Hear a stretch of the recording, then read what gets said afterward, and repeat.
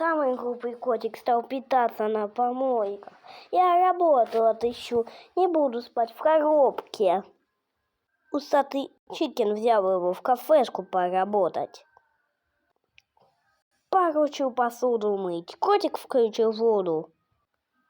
Бу-бу-бу-бу-бу. Криворукий ты дебил, всю посуду перебил, всех клиентов распугал, мне весь бизнес обломал. Чтоб ущерб не возмести,